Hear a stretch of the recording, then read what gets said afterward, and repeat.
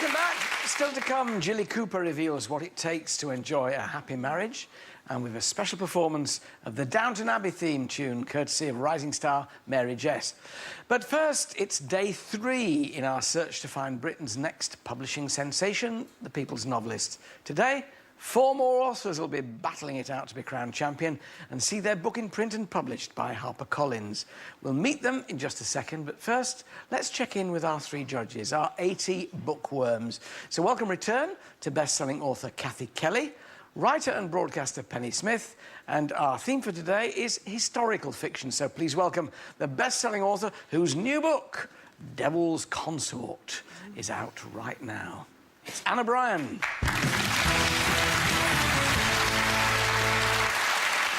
These are all people who've written historical fiction. What's special about historical fiction? There are so many absolutely superb stories out there in history, and they deserve to be told. And a good historian can unwrap the package of the past and make it live again. And I think it can appeal to anybody. Right, let's see how many of these can make it live. That's our panel. Let's meet our first author. Please welcome Sarah Dransfield from the Cotswolds. Hello, Sarah. Lovely to see you. Have a seat. So, Sarah, before you became a writer, what did you do? What do you do?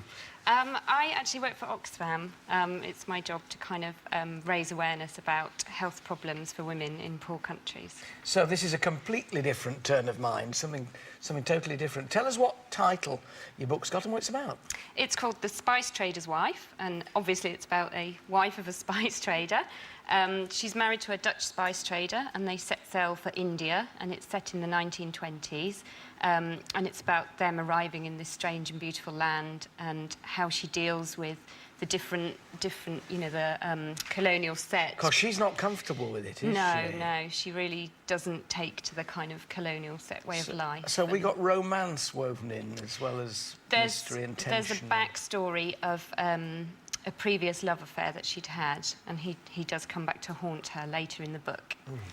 All set in India, wonderful. Cathy, what did you think? You've seen the synopsis, you've read chapters. What did you think of The Spice Trader's Wife? I actually loved this. I thought it was very nicely written, and there was a wonderful sense of place.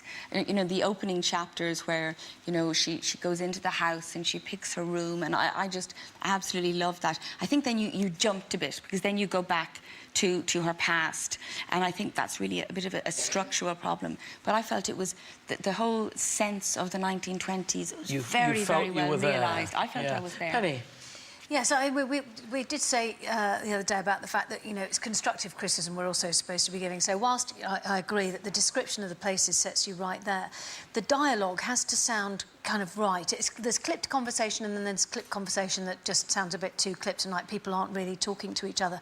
And also, just be careful about overwriting or overusing some words. Like, for example, you've got Leah's name written 10 times on one page, so you kind of, as you're reading it, you're going... But a good editor would sort that out if the story's good, wouldn't they? Of course they would, yes. But I'm just saying that, you know, when you're doing that, you know, it's always as well to kind of hand over something that reads well. Yes. Anne, what did you make of it? Yes, I liked the languageness of your descriptions. It brought over the heat of living in India. What I think you ought to look at now is how to make Leah and Isaac more available to us. We meet them, but they are still very much two-dimensional characters. And I think you've got to tell us a little bit more about them, so we know that what Leah feels and thinks about her new life in India. Valuable stuff. Ladies and gentlemen, Sarah Dransfield. Thank you, Sarah. Author number 2 is David Fordham from London. David,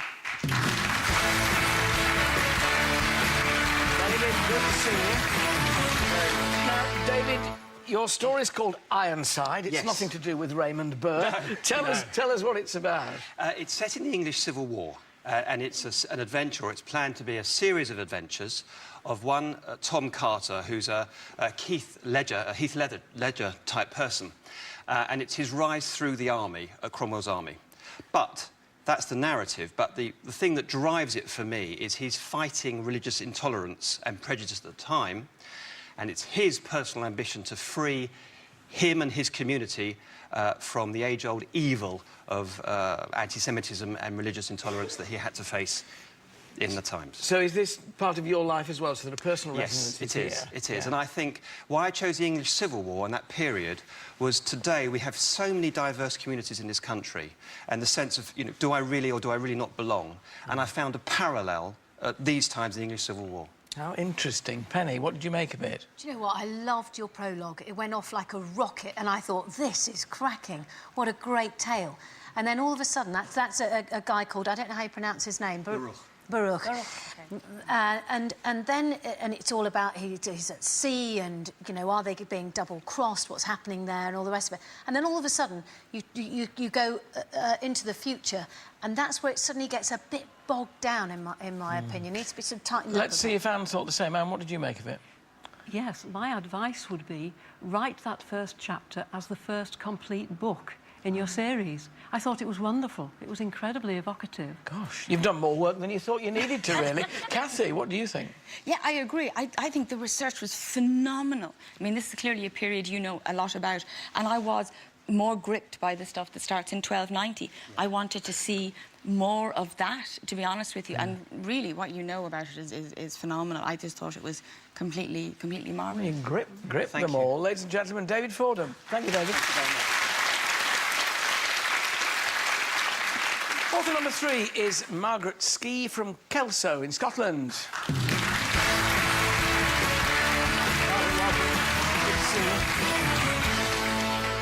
So, Margaret, what do you do for a living when you're not writing?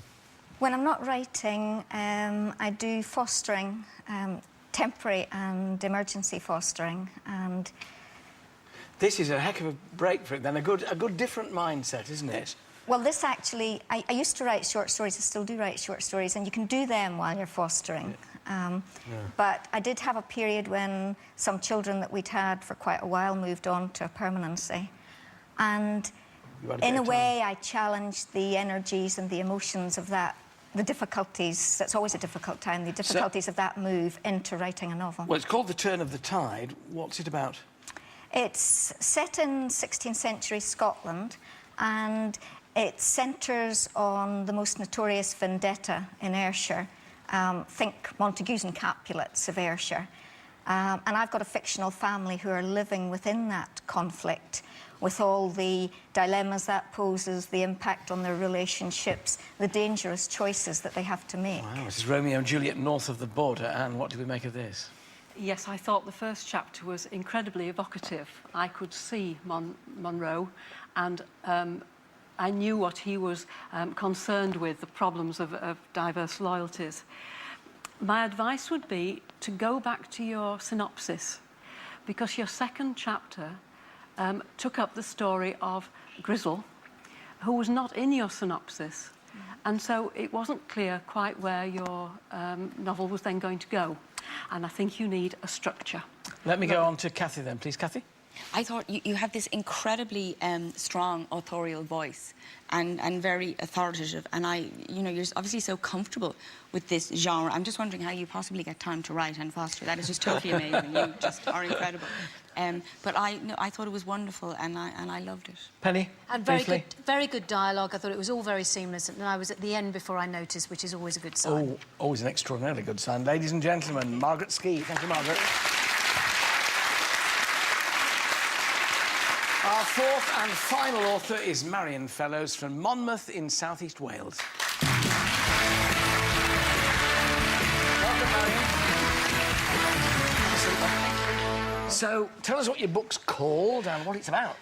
My book's called Bridging the Divide, and it tells the story of a young Irish girl who came over to England and went into service at the ancestral home of the Earl of Brindlecote.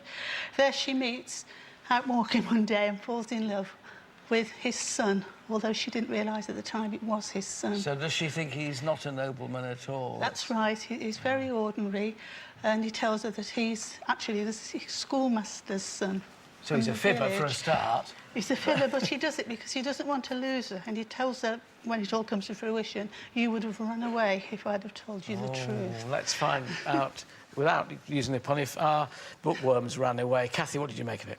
I thought it was incredibly engaging, and it did remind me, to be honest with you, of Barbara Taylor Bradford, that wonderful sort of rise of somebody who starts off with... That's not a bad comparison, is it? I think that's a very good comparison, exactly. That's what I mean. It's just, these are, you know, 4 amazing books. Yeah. I thought the synopsis was slightly misleading. I think it's about the whole family rather than just one person. So I'd like it to encapsulate the whole family, really. Penny? Thank you. Yeah, very good sense of place, and I thought there was really good dialogue and a very good sense of the squalor and deprivation in Liverpool, which is where they come from Ireland, and about, you know, looking back to the misty hills of Ireland from where they've come. Yes, very good. Anne? Yes, I wanted to know what happened to Bridie, and that's a good sign. What I think you might look at is, because it seems to be Bridie's story, the first chapter is from the viewpoint of her mother. And I think it would be more interesting to write it from Bridie's point of view, how she sees coming to Liverpool in the terrible circumstances. And it would be a very easy thing to do and bring us right into Bridie's life. You see, you get great advice, don't you, from people who do it. It's good. Ladies and gentlemen, Marion Fellows, thank you very much. Good night.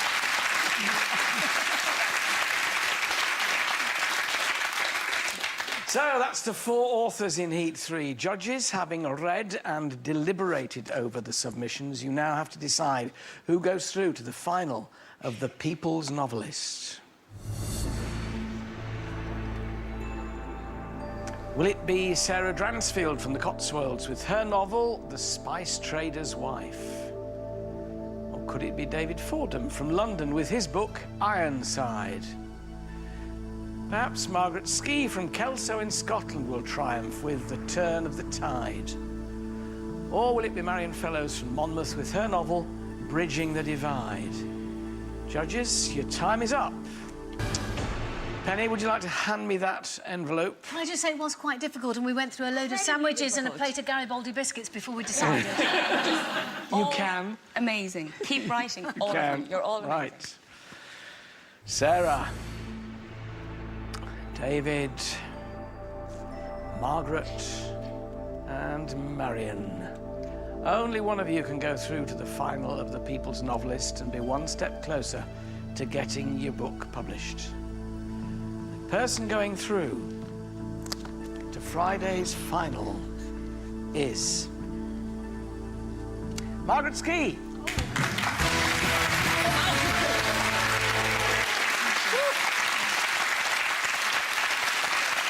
It's a bit silly saying, are you pleased? Are you surprised?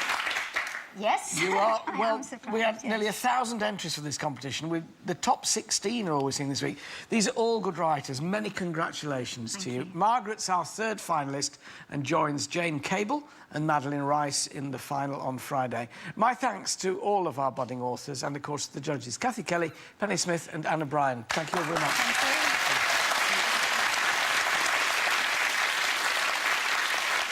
If you want to read any of the submissions, just go to our website, itv.com/Alan. They're all there. Still to come this Wednesday afternoon, another best-selling author, Jilly Cooper, reveals the secrets behind 50 years of marriage, and rising star Mary Jess performs a special version of the Downton Abbey theme tune. We'll see you in a couple of minutes.